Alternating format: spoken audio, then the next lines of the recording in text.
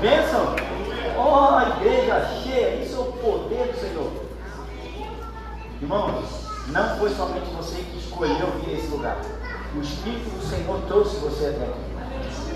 Então, creia que Ele está aqui. Ele está falando ao meu e ao seu coração. Então, sabemos que existe uma presença santa nesse lugar.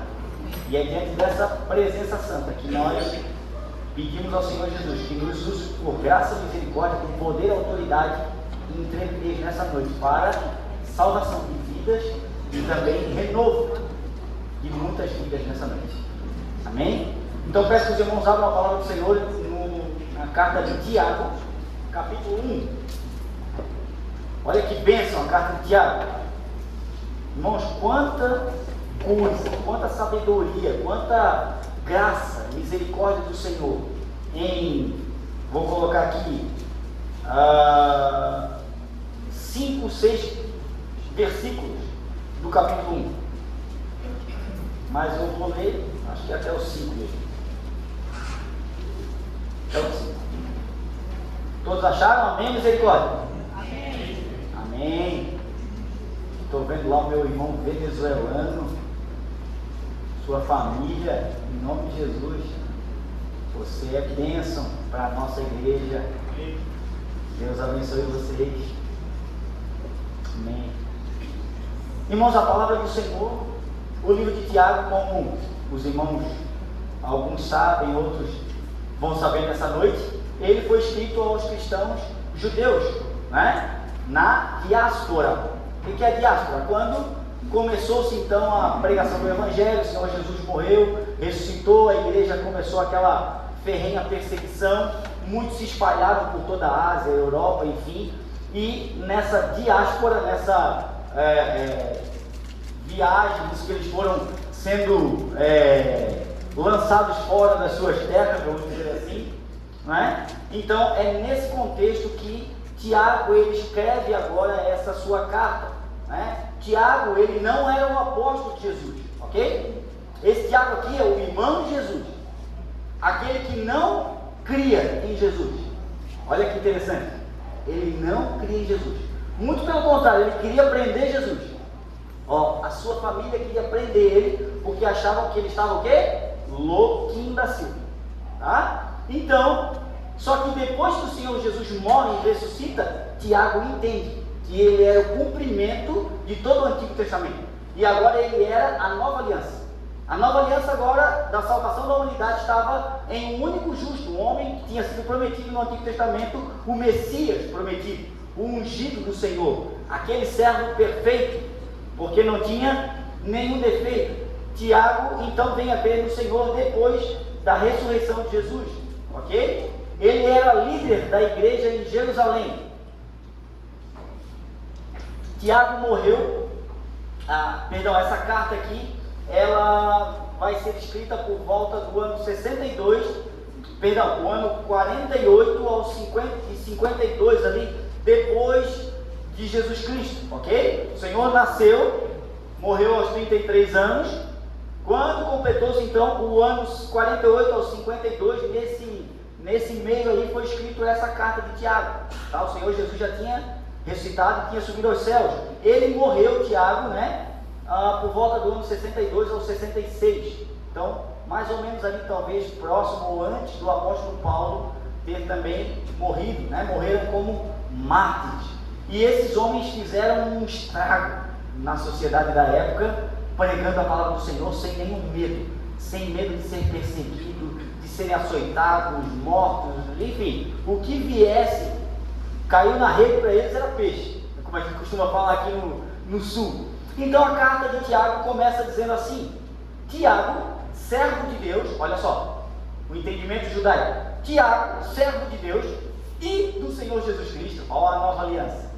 Ele aqui já se entendia servo do irmão, que não era simplesmente um irmão de carne, mas um irmão, o Deus Todo-Poderoso, Deus conosco, o Emanuel. Agora ele reconhece então a divindade do Cristo humana e a sua natureza divina. Tiago, servo de Jesus e do Senhor Jesus Cristo, as 12 tribos que andam dispersas, na dispersão, saúde, eu saldo vocês, tá? E aqui esse termo saúde, né? Para quem nunca ouviu isso, vou falar para você pela primeira vez. Talvez alguém chegue para você, ou você está conversando com alguém, aí tem esse choque térmico aí, né? Ou a pessoa está gripada e a gente começa a espirrar, aqui, né? E aí você diz o quê? Saúde. Você está pecando, sabia disso? Não? Então o pastor vai falar isso essa noite. Quando você está dizendo saúde para alguém, você está na cultura pagã, no paganismo, você está saudando um suposto espírito que saiu por aquele espírito. Então a pessoa espirrava, os pagãos entendiam o quê? Saiu o espírito dele. Aquele espírito dele, que estava, a entidade que o dominava, saiu. Então você está dizendo para aquele espírito, saúde, paz. Está tudo jóia? É isso que você está dizendo quando você diz saúde quando alguém espirra. Tá bom? Então, já fica aí sabendo, não fale mais isso. Isso não é cultura cristã, isso é cultura pagã. Vem do paganismo, ok? O que é o paganismo, pastor? Para quem não sabe, é tudo aquilo que presta adoração a um outro Deus que não é o Senhor Jesus. Tá? De repente o seu paganismo pode ser adorar o seu marido, ou adorar a sua esposa, ou adorar a igreja, mais do que a Deus. Tá? A igreja que eu digo aqui, as paredes, as coisas, não. Isso é paganismo. Nós adoramos Jesus, ok? Então, as tribos que andam dispersas, saúde. Aqui sim, ó, cumprimento vocês, graça e paz, é isso que ele está dizendo, tá? A verdadeira saudação. Saúde vem de saudar, ok? Então, 2. Meus irmãos, tende grande alegria. E aqui começa o entendimento da carta. Tende grande alegria quando enfrentardes várias tentações. Isso, ali a minha é a revista Almeida Corrigida Fiel, ok? O que significa esse termo alegria aqui nessa carta? Olha só, eles estão em um momento de uma dispersão e aqui eles estão tendo alguns embates, algumas dificuldades. Quais eram elas, pastor? Os ricos eram favoritos, né? Tinham um favoritismo que beneficiava os ricos. Hoje não tem isso, né? Tem ou não? Tem. Em muitos lugares. A pessoa é mais rica, tu trata melhor. A pessoa é mais simples, tu trata de qualquer jeito. Tome cuidado. Isso não é cristianismo. Cristianismo não faz acepção de pessoas. Se é preto, se é branco, se é azul, se é amarelo, não faz. Tá? O cristianismo faz acepção de quê? De pecado. Pode entrar todo torto aqui, mas tem que sair direitado. Amém? Isso é o que o cristianismo faz. O cristianismo não pega o pobre que se veste mal e bota simplesmente uma roupa bonita nele. Não. O cristianismo muda de dentro para fora. O mundo muda de fora para dentro. Tenta, né? Dentro nunca vai conseguir. Mas ele tenta, com a sua cultura, com as suas filosofias, com os seus sofismas, né? O pensamento de mundo que anda por aí. O mundo tenta colocar, trabalhar no homem de fora para dentro, mas nunca vai conseguir. Ele pode até botar um terno novo no homem, mas nunca vai conseguir colocar um novo homem dentro do terno. Isso só quem faz é o cristianismo. Então, ele traz esse entendimento. Meus irmãos, tende grande alegria quando enfrentardes várias tentações. Então, favoritismo aos ricos, assassinatos de cristãos, e aí causava o quê? Isso estava vindo de fora para dentro. Aí dentro da igreja, entre os irmãos, causava o quê? Causava uma coisa, algo chamado contenda. Porque aí começava, tu tá beneficiando o outro, né? Os ricos, detentores de terras, eram mais, tinham mais favoritismo em várias causas. E aí isso estava entrando dentro da igreja. E a igreja começa a ser contaminada. E é quando o apóstolo, quando Tiago, o irmão de Jesus, ele vai escrever isso. E o que mais que tinha lá? Falsas doutrinas que causavam o afastamento da verdadeira religião. O que era uma falsa doutrina? Trazer o judaísmo, a lei, para dentro da verdadeira religião. A religião perfeita é uma pessoa. Eu sempre vou trabalhar aqui nesse sentido. Essa pessoa chama-se Jesus. Por quê? Porque religião vem do termo religai, tá? Traduzido, se eu não me engano, pela Vulgata Latina que traz, religai. O que significa isso? Religar o homem perdido a Deus. Isso é religião. A religião verdadeira é religar o homem a Deus. Quem pode fazer isso? Quem é a religião? Então Jesus é uma religião verdadeira, sem rusga, sem mácula, mas ele não é religioso. A religiosidade é que mata a igreja. Não é a religião, irmãos, porque a religião liga o homem a Deus, mas a religiosidade afasta Deus do homem, ou o homem de Deus. A religiosidade não tem nada de bom, irmãos. Por isso que Jesus bateu tanto contra o judaísmo, porque o judaísmo, ele pregava que as pessoas poderiam ser salvas por boas obras, ou se tivesse nascido judeu. Não pode. Não é por descendência de sangue, é por um único Salvador, que deu o seu sangue por nós. Corre em nós um sangue chamado sangue contaminado, o sangue do pecado, que foi contaminado desde o Éden e passou até nós hoje. Mas a partir do momento que entregamos a vida para Jesus, esse sangue agora, que nos cobre, que nos limpa de todo o pecado, é o sangue de Cristo. Então nós somos revestidos por um novo sangue, o verdadeiro sangue, o sangue sem pecado, sem contaminação. Por isso, por Jesus nós somos salvos e livres da religiosidade para uma religião santa. Senão, a nossa religião é vã. Quer ficar no conformismo, na religiosidade? Não vai para o céu.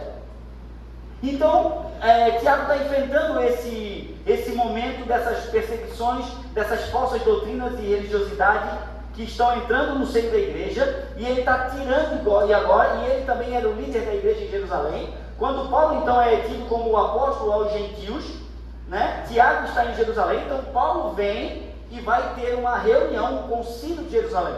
E no concílio de Jerusalém, Paulo leva um entendimento. Qual foi o aval que eles deram para ele? Pode fazer de tudo. Os gentios aí, que não são descendência do povo judeu, pode fazer de tudo. Então somente pedimos que coloquem-se incontaminados, livres de relações sexuais iníquas e de sangue. Por quê? O sangue para eles, o judeu não podia comer o sangue do animal, entendeu? Então eles tiravam o sangue, por quê? Porque o sangue era consagrado ao Senhor. Então agora ele traz para o Novo Testamento e diz, não comam sangue, tá? E relações sexuais iníquas, vocês têm que se abster disso, ok? Então isso é o que é determinado no Concílio de Jerusalém. Mas agora, diante dessa guerra, diante desse entendimento, e aqui, agora, quando ele usa esse termo alegria, ele usa o verbo chará, ou chara, que diz ali, né, no original grego, e ele traz esse entendimento como o símbolo da bandeira de um rei hasteada no palácio, o simbolismo de um rei voltando de uma guerra. Pastor, traduz isso para nós, eu vou traduzir para você. O entendimento era que o rei, ele sempre ia para a batalha. Na frente do castelo do rei existia lá, imagina aí um castelo, e em todo o castelo tinha uma bandeira hasteada. E essa bandeira, o rei, quando ele preparava o povo, os guerreiros, os soldados para a batalha, ele tirava, né, ele descia a bandeira, o rei pegava a bandeira e eles iam com a bandeira do seu exército, do seu povo, para a batalha. Então, a cidade, aqueles que não eram guerreiros, as mulheres, as crianças, que ficavam na cidade, ficavam sem a alegria de ver o castelo sem a bandeira. Por quê? O rei não está em casa. O rei não está no palácio. Logo, entende-se que sem o rei ali estaríamos em perigo, estaríamos desguarnecidos. Não tinha a bandeira, o rei não estava lá.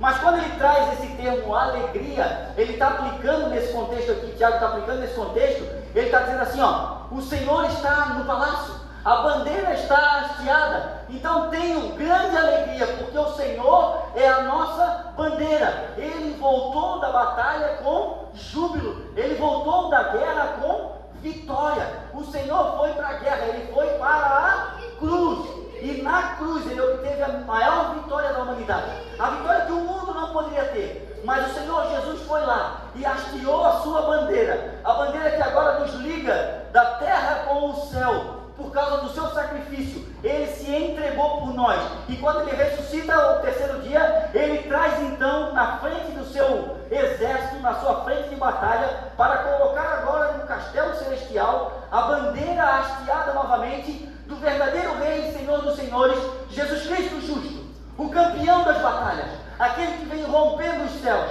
aquele que está cheio de glória, honra e majestade. Ele agora tem uma bandeira hasteada, e nós podemos olhar agora para o castelo, pela fé, e dizer: o rei está no palácio, o rei está na casa. Então nós estamos tranquilos, nós estamos nessa cidade protegidos, porque o Senhor guarda Israel, o Senhor guarda a sua igreja, porque a alegria do Senhor é a nossa força. Então ele diz assim: tende por motivo de grande alegria, quando enfrentardes várias tentações. No momento dessa tribulação, no momento que o negócio estiver feio, no momento que você tiver um embate com Satanás e seus demônios, no momento que ele estiver tentando destruir sua casa, sua vida, sua família, você tende por princípio de grande alegria passar por essa tribulação, porque você precisa olhar para o castelo e saber que lá no castelo tem uma bandeira hasteada, e essa bandeira é de Jesus Cristo, o justo, aquele que venceu a morte na cruz do Calvário, por amor de mim e de você.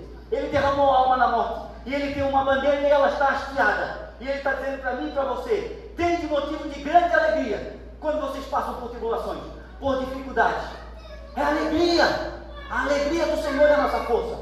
Tende alegria, igreja, a alegria do Senhor é a nossa força. E ele diz o quê? Sabendo que a prova da vossa fé opera paciência. Por que ele coloca a fé aqui agora? Alegria, fé. Porque a Bíblia diz que sem fé é impossível agradar a Deus. Se você não tem o entendimento que a bandeira está hasteada, que o rei está no palácio, então a sua fé é vã. Você continua na religiosidade. Você não consegue crer que Deus pode fazer e mudar a sua história. Você não consegue crer que Ele continua cuidando de você, porque Ele está em casa. A cidade está protegida. Ninguém vai tocar em você, porque agindo Deus ninguém pode impedir. Então ele já disse que está decretada uma guerra que foi vencida na cruz do Calvário, e nada vai tocar em você. Ainda que o inferno possa se levantar com seus grilhões, com as suas, aquilo que ele coloca em nós como querendo nos impedir, nos destruir, a Bíblia diz que Deus não vai permitir, a não ser que seja para o trabalhar do Senhor na minha e na sua vida. Tirando isso, Deus não permitirá, porque Ele é aquele que nos guarda.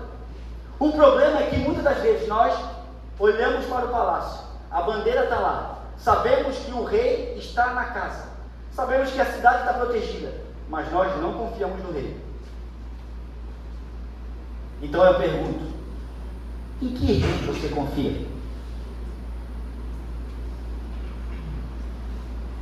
No Donald Trump?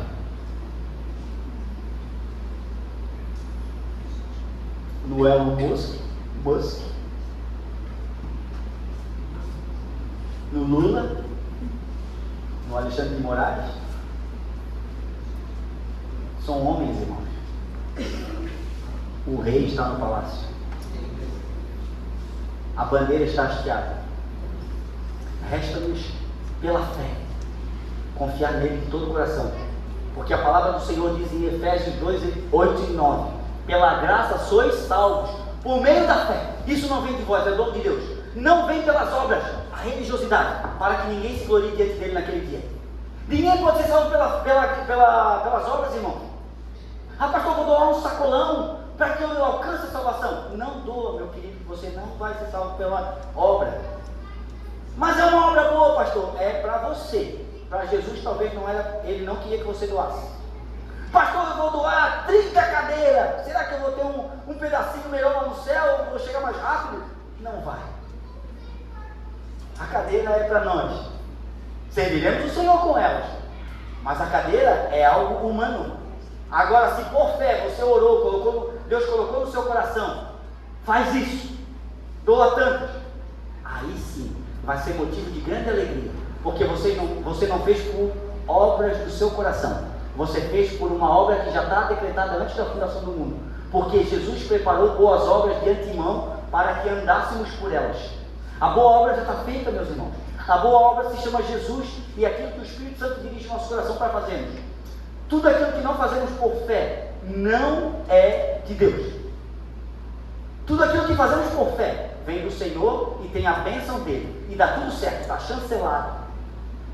Então, coloque seu coração diante do Senhor. Tudo aquilo que for fazer para o Senhor, faça por fé, sabendo, tendo plena certeza que foi Ele que mandou. Ok? Não para agradar um ou para agradar o outro, mas por fé. Quantas vezes vem gente e fala: pastor, eu quero que o senhor faça isso, não faço.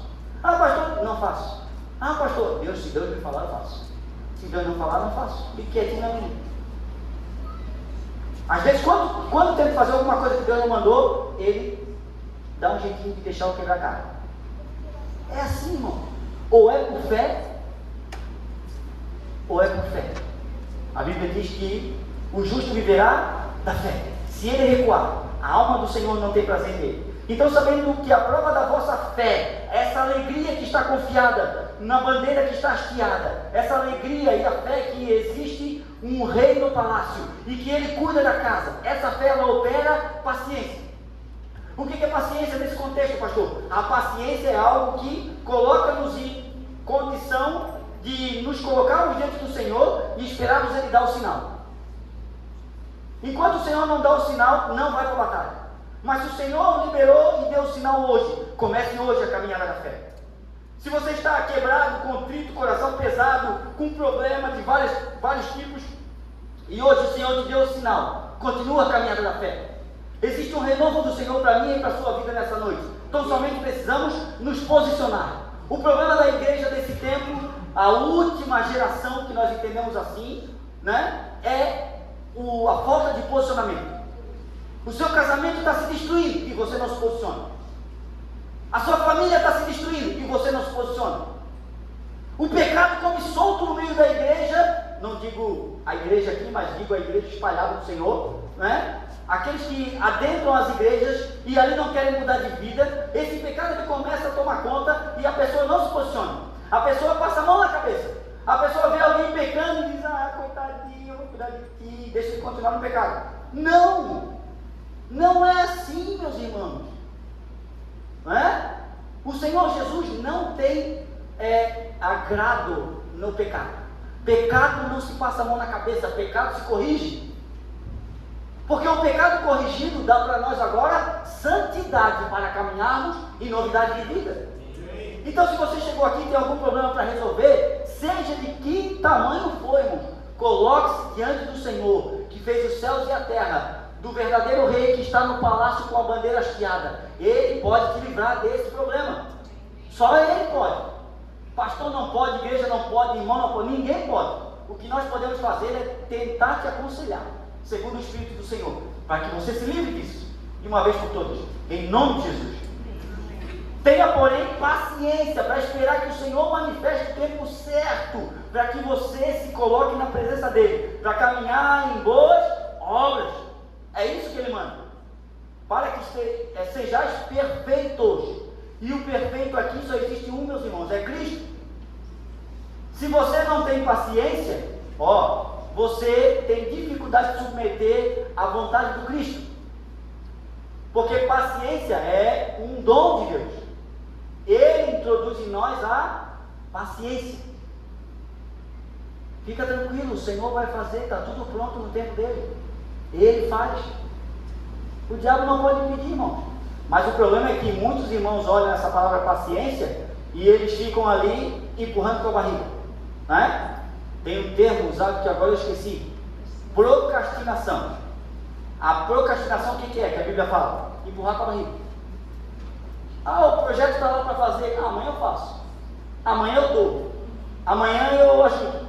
Amanhã eu vou lá com a minha mão tentar ajudar os homens lá, ou as mulheres, para dar uma limpada, né? Amanhã, a barriga fica desse tamanho e ele nunca vai, né? Isso é procrastinação, deixar sempre para depois.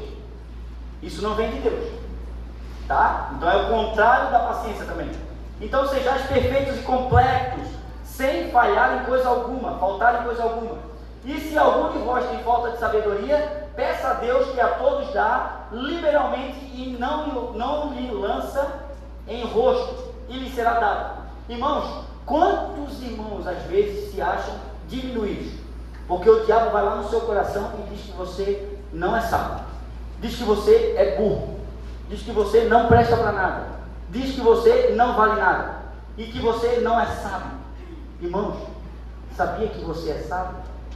Sabia que existem dois tipos de sabedoria no mundo? E eu vou dizer, desculpa a palavra, não seja burro. Deus não te chamou para ser burro, nem você nem eu. O diabo fica falando, você é burro, você não presta, você não vale nada, você é isso, você é aquilo. Mas Jesus, ele coloca agora em xeque dois tipos de sabedoria.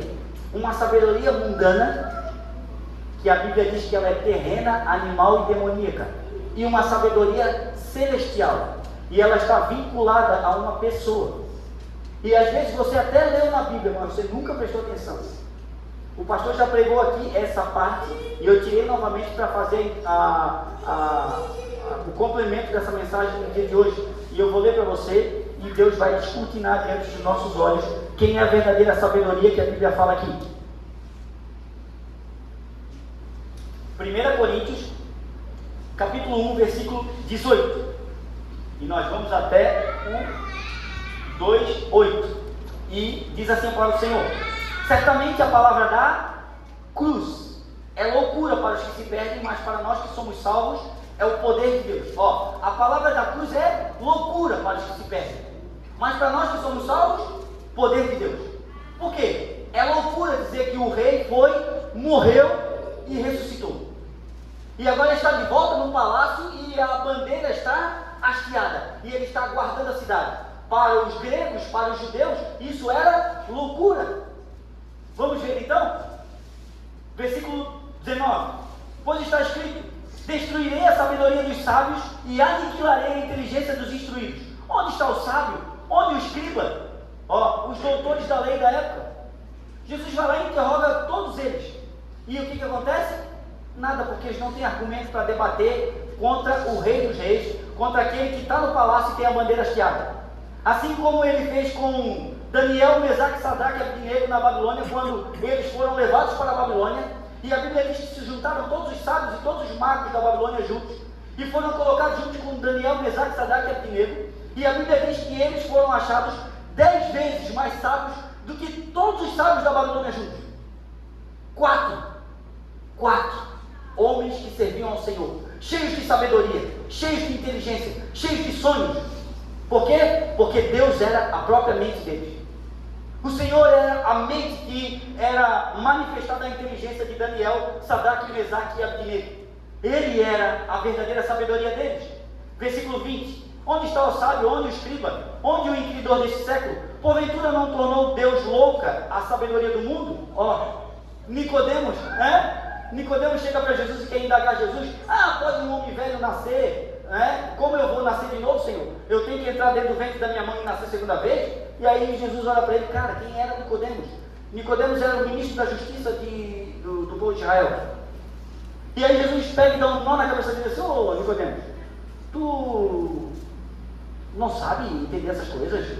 Se tu não compreende as coisas terrenas, imagina se eu falar para ti as coisas espirituais. Nicodemos, quem nasce da carne é carne, mas quem nasce do espírito é espírito. Necessário é para ti nascer do espírito. Sabedoria, não a do mundo, mas a sabedoria de Cristo. É muito diferente, é outro patamar. Jesus não era flamenguista, mas é outro patamar. Entendeu? É outro patamar.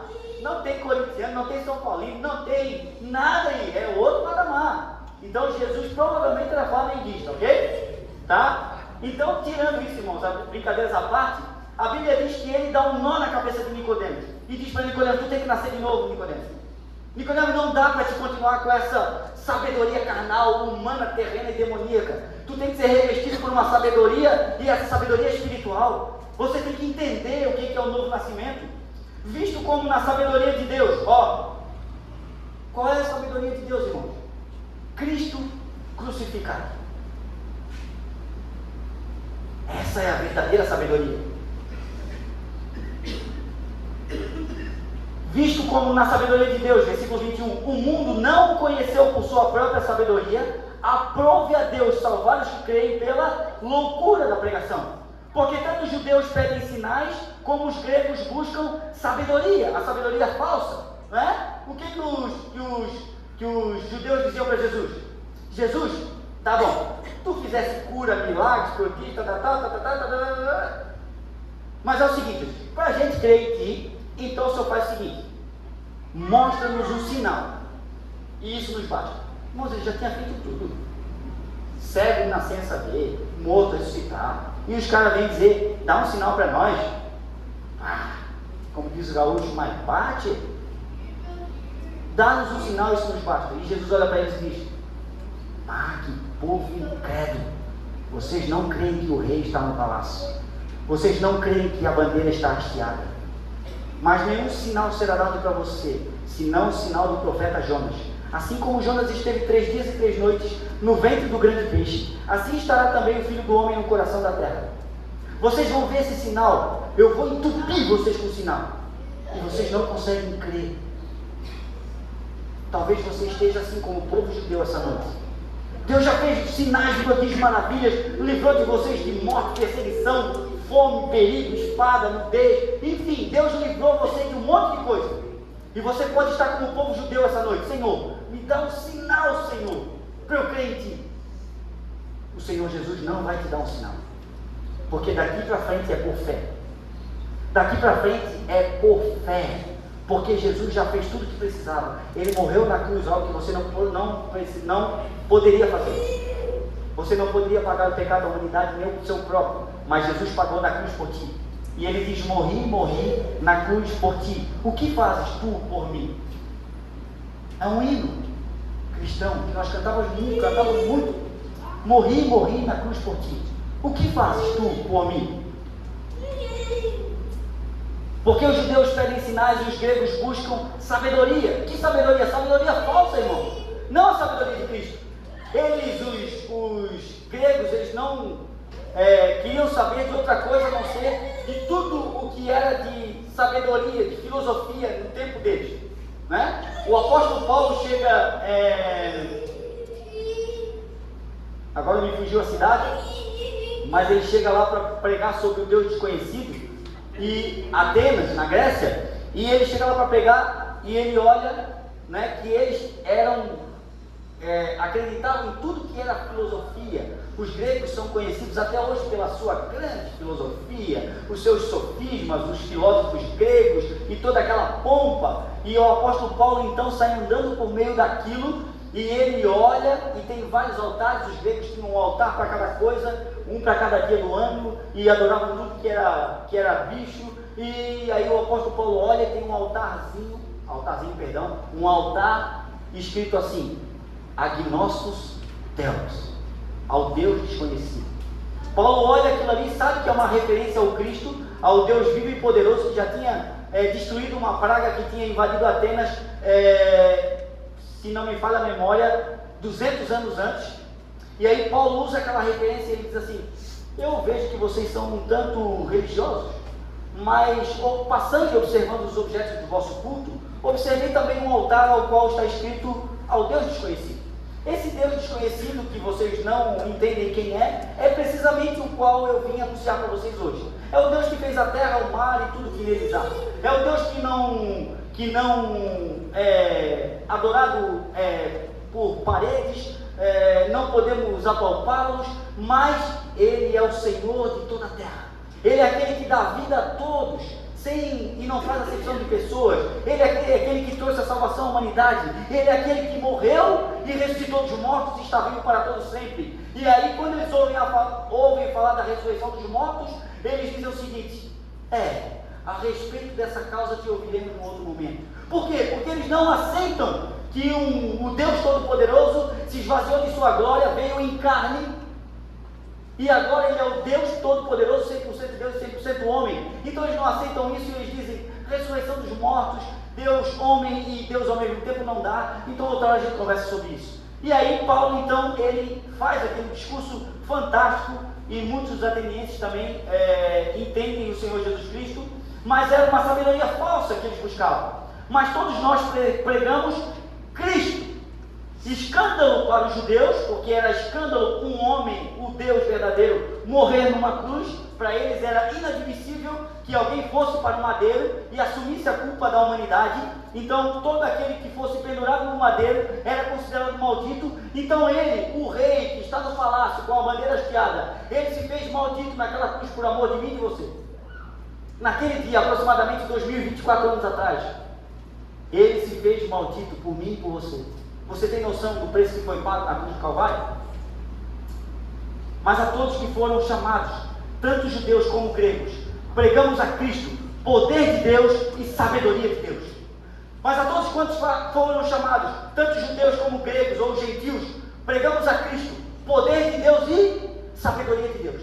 Então existe uma sabedoria que ela é divina, uma sabedoria que ela não vem da humanidade, da carne e do pecado e do demônio, porque é isso que diz. A sabedoria terrena, ela é terrena, animal e demoníaca. Por isso que os homens se baseiam nessa sabedoria mundana terrível para julgar as causas, e eles nunca vão conseguir julgar segundo a justa justiça, porque só existe um que pode julgar desse jeito, e ele se chama Jesus Cristo, o justo.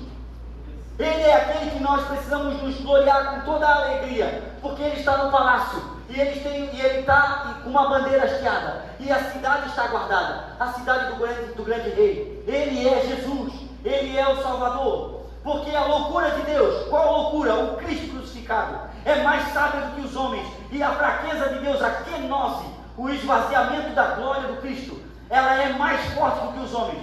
Irmãos, reparai pois na vossa vocação, visto que não foram chamados muitos sábios segundo a carne, nem muitos poderosos, nem muitos de nobre nascimento. Pelo contrário, Deus escolheu as coisas loucas do mundo para envergonhar os sábios, e escolheu as coisas fracas do mundo para envergonhar os fortes.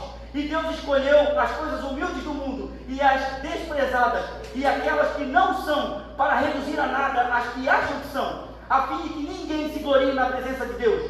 Mas vós sois dele em Cristo Jesus, o qual se nos tornou da parte de Deus sabedoria e justiça e santificação e redenção, para que, como está escrito, aquele que se gloria, glorie-se no Senhor. Eu, irmãos, quando fui ter convosco, anunciando-vos o testemunho de Deus, não o fiz em ostentação de linguagem ou de sabedoria humana, porque decidi nada saber entre vós, senão a Jesus Cristo e este crucificado, a verdadeira sabedoria. E foi com fraqueza, temor e grande temor que eu estive entre vós.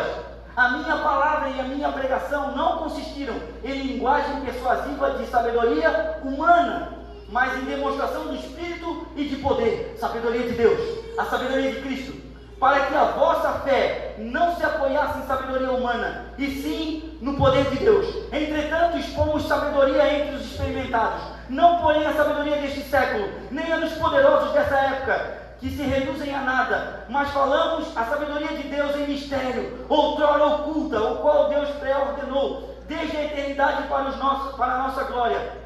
Desde a eternidade para a nossa glória. Sabedoria esta que nenhum dos poderosos deste século conheceu, porque se tivessem conhecido, jamais teriam crucificado o Senhor da glória. A sabedoria desse século não entende a verdadeira sabedoria. E a Bíblia diz que se eles tivessem conhecido Jesus, jamais teriam crucificado ele. Porque a essência desse termo, quando ele diz glória, é helicote. Ou seja, a sua essência é glória em pessoa. Você olha para Jesus e você vê quem?